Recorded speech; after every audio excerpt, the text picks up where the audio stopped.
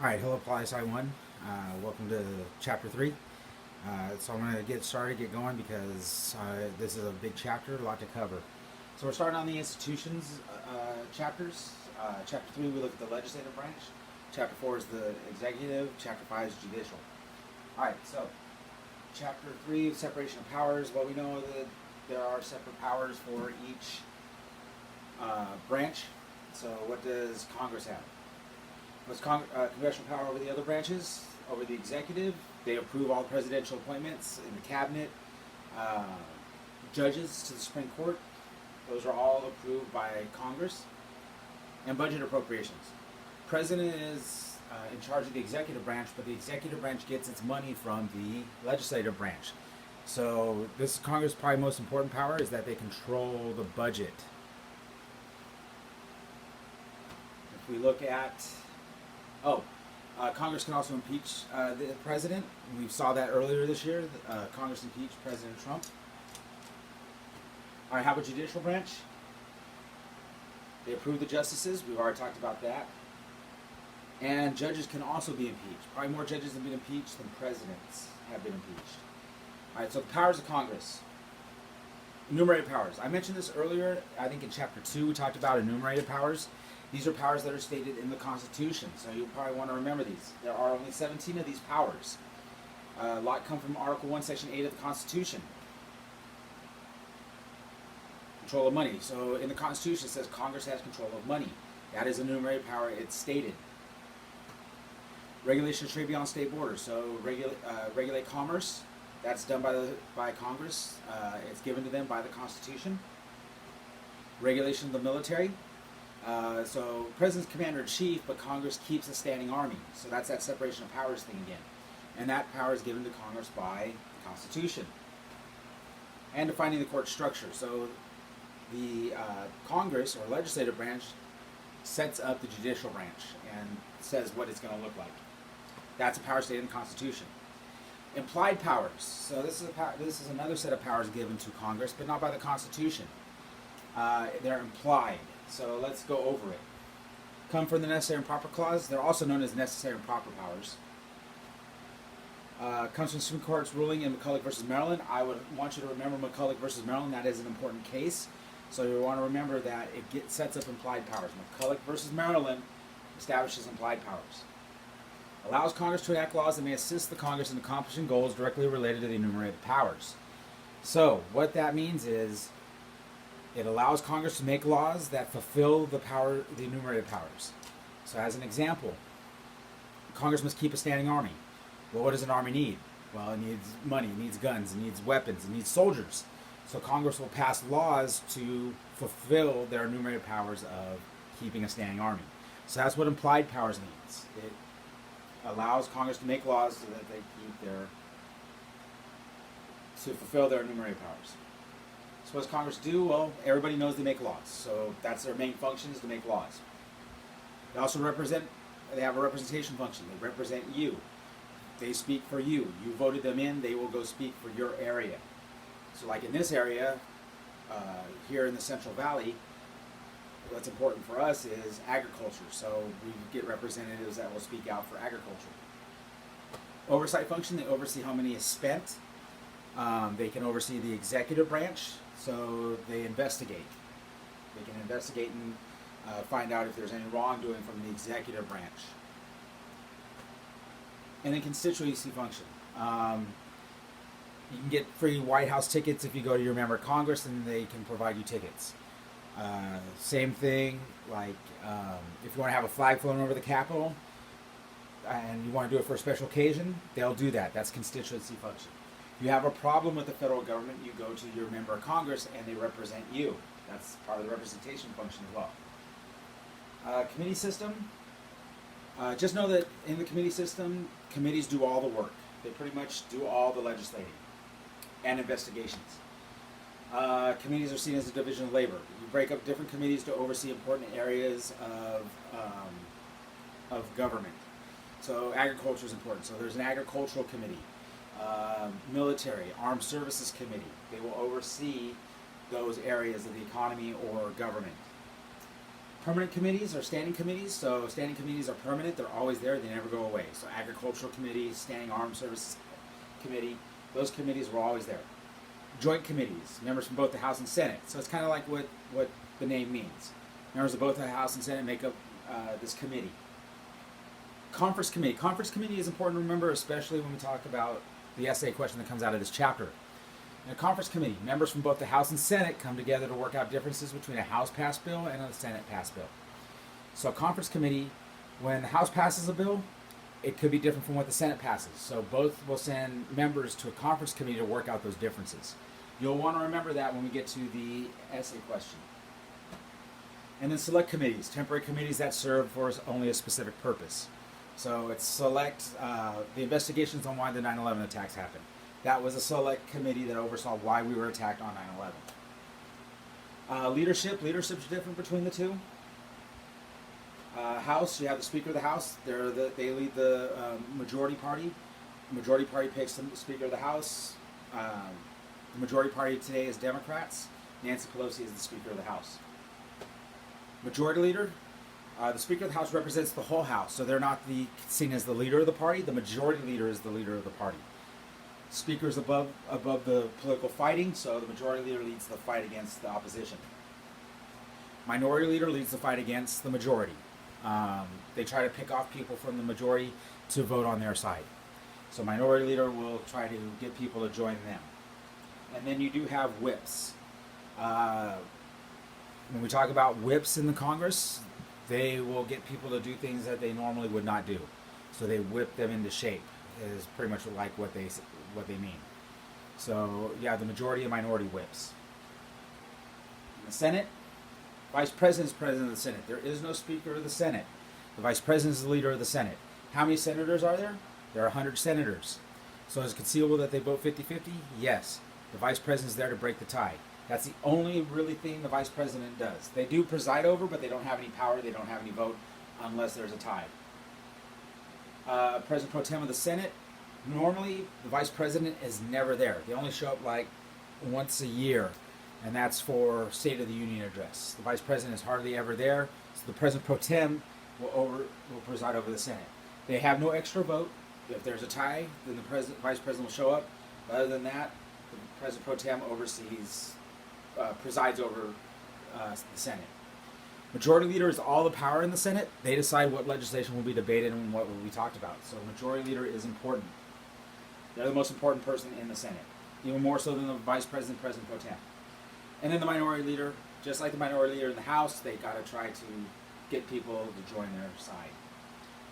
All right, so how a bill becomes law. This is your essay question that comes out of this chapter.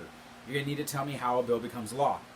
So when we start out right now, we're looking at both houses, but then we'll break off, and I'll tell you when we break off. But what you need to know is that when we talk about this question, when we look at this as an essay question, I'm going to ask you something like, my bill wants to spend more money on the military. You're going to tell me how it goes through Congress. So this is kind of the steps on how a bill will become law. So only a member of the House or Senate may introduce a bill. The President can't introduce a bill, only a member of the House or Senate. No judge can introduce a bill, only a member of the House or Senate. When a bill is introduced, it's sent to the appropriate committee. I might be specific in my question. I might say, I want to spend more money on the military. So you're going to tell me what committee that goes to. Or I might want to spend more money on agriculture. So that will go to the Agricultural Committee, right? So that's the appropriate committee it's sent to. So it's sent to the appropriate committee. The committee will review it, look at it. If they like it, it goes on. If they don't like it, it dies. For the purposes of this essay question, I would say that you want the bill to keep going. You just don't want it to die. If the bill is considered, then it's sent to the subcommittee. The subcommittee will hold hearings and call witnesses and experts to testify. So from the committee, it goes down to a subcommittee. Subcommittee is made up of like smaller numbers of that committee, and they will look at the bill. They do two things with the bill. They call witnesses and experts to testify. So they hold hearings. So they hold hearings. That's one thing they do. And then they mark up the bill. The bill is marked up, process whereby the subcommittee decides on the bill's precise language and on amendments. Amendments are any additions to the bill. So they mark it up. They write it up, the precise language and everything. This is the same process in both the House and Senate. So if I was to pick this as an essay question, you got to tell me, Which house does it start in? And it starts on the House floor, goes to the appropriate committee, down to subcommittee. Tell me what a subcommittee does. Same thing in the Senate. You got to go through that process again. The bill, if approved by the subcommittee, then goes to the full committee for consideration. So it goes back up to the full committee to be voted on. So it'll be voted on in full committee. All right, so now we're in the House. That whole process that we were on that first slide, the last slide, will be both houses. Now we're only in the House. Bills finally reported out of committee are listed on one of the House calendars. So the House has a different set number of calendars versus the Senate. There are more people in the House, so that's why there's more calendars in the House. Tax and appropriation bills are placed on the union calendar. Well, taxes, that's income for the government. When they tax you, you're sending your money to pay for government services. Appropriations is spending. When you have your paycheck, what do you do with that? You appropriate it, you spend it. So that's kind of the same thing. Anything that deals with money is placed on the union calendar. And remember, I want to spend more money on agriculture. Boom, it's on the union calendar. Non-money bills go to the House calendar. So if it doesn't have anything to do with money, which is pretty much everything else, it goes on the House calendar. There are another couple calendars. I'm not going to expect you to remember them for the test, so do not stress about those. You should know the difference between a union calendar and a House calendar. After it's placed on the calendar, the Speaker Majority Leader will call it off the calendar and determine when it will be debated on the floor. This makes the Speaker Majority Leader very powerful in the House. If they like a bill, they'll pull it up faster. If they don't like a bill, they'll leave it on the calendars.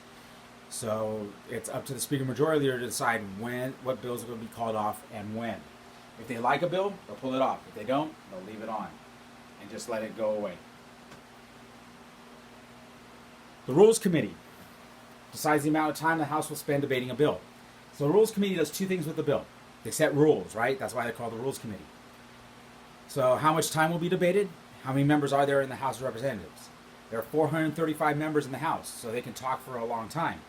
So the Rules Committee will decide that we will only allow people to talk for 2 weeks on this bill, and that's it. So they set time limits. So that's one thing the Rules Committee does. Second thing the Rules Committee does, they dictate the amending process. If amendments will be allowed or not. So they're going to say if amendments will be allowed or not.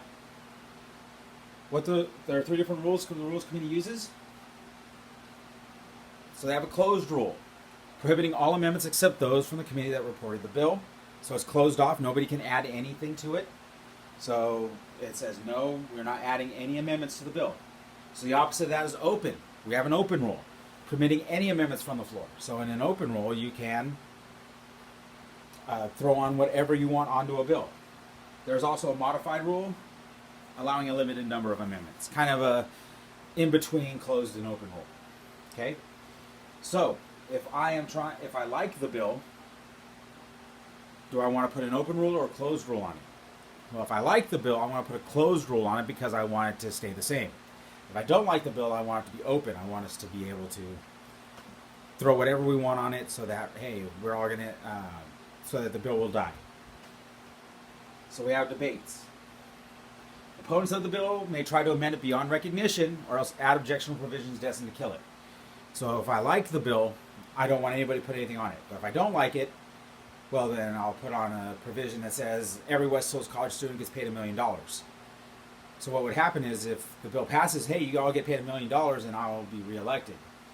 But if it doesn't pass, well then, hey, I tried to get you $1 million, you didn't get it, but still vote me in, I'll try again. But also I didn't like the bill, so it doesn't pass. And then the bill's put to a vote. This is only in the House. So now when it passes the House, now it's got to go to the Senate. So we got to look at the Senate as well. So let's look at the Senate. In the Senate, there's only 2 calendars. There's 4 in the House, 2 in the Senate. The first calendar is known as the executive calendar. Deals with presidential nominations and treaties.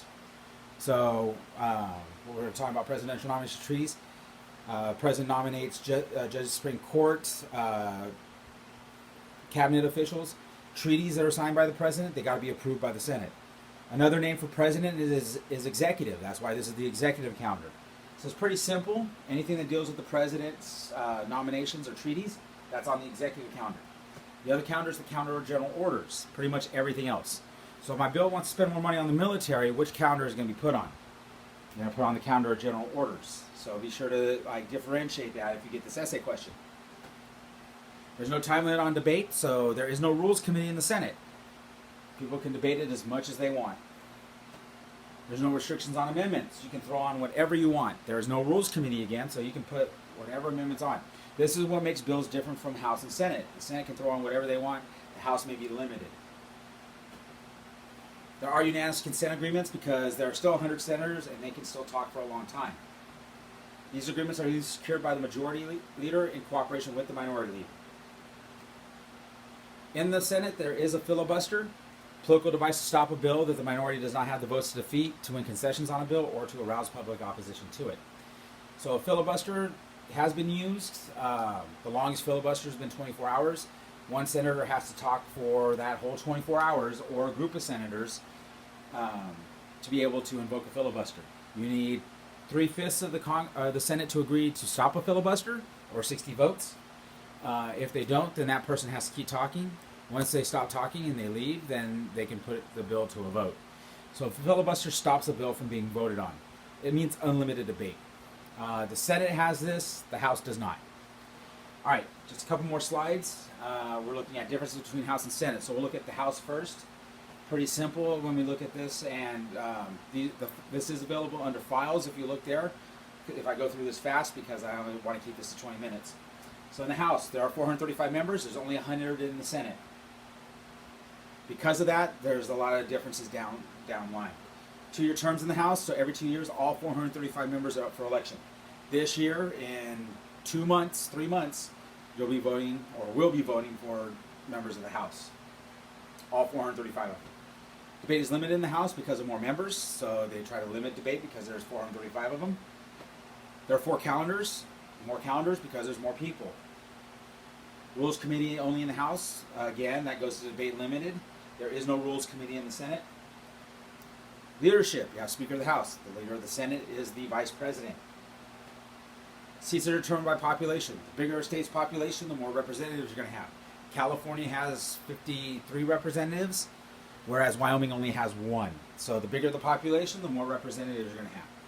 That's not fair for small states, but what makes it fair is the Senate. Each state has 1 representative, at least 1. Alaska, the Dakotas, and Wyoming only have 1 representative. Seats are reapportioned. What does it mean by reapportion? Every 10 years we have to do a census. We're doing a census this year.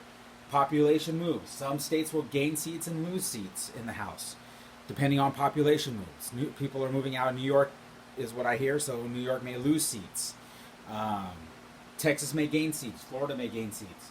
Those seats will become those states will become bigger, and so they'll have more seats to them. And if states gain seats, states have to lose seats. 435 always stays 435 until we add a state. Tax and appropriation bills start in the House. That is important for the essay question. If my bill wants to spend more money on agriculture, then it's got to start in the House, right? Because that deals with money. Anything that deals with money starts in the House. Different number of standing committees. There's more standing committees because, again, there are more members. The House will bring impeachment. The House will actually impeach a president. They do not convict impeachment. That is the Senate. But the House is the one that says the president did wrong. They will vote if they agree. The House then impeaches the president, and then it's sent to the Senate to be adjudicated. The House is more partisan. If you're a Democrat, you'll vote more Democrat. If you're a Republican, you'll vote more Republican. So more partisan means you vote along more party lines. In the Senate or in the House, you have to be 25 years old, and you have to be naturalized for 7 years. So that's also a requirement. I'm going to go through, I've already gone through the Senate pretty much, so I'm going to go through fast because I'm almost at the 20-minute mark. Only 2 calendars. They serve 6-year terms, not 2 years. Only 100 members, 2 per state. Vice President's leader of the Senate, which we've already said. No limits on debate and amendments. Filibusters allowed. So there's no rules committee.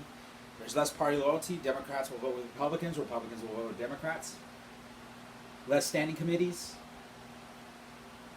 More media attention. Senators are more well known than members of the House because there's less of them. Equal state representation, 2 per state. The Senate handles presidential nominations and treaties. They take care of that. The Senate will convict impeachment. If you committed a crime, the Senate will convict that. So we talked about that a little bit. The House brings impeachment, the Senate will convict. So if a two-thirds majority agree that the president committed a crime, the president is then removed from office. The Senate, you got to be 30 years old to run for the Senate, and you got to be naturalized for 9 years. You don't have to be a natural-born citizen. All right, that is it for Chapter 3. I know this was fast. If you do have any questions, please come to my office hours. I know I might have missed mine today because I was in the wrong room, but I am there. Shoot me an email, remind me, and I am there. All right, thank you guys. We'll see you for Chapter 4.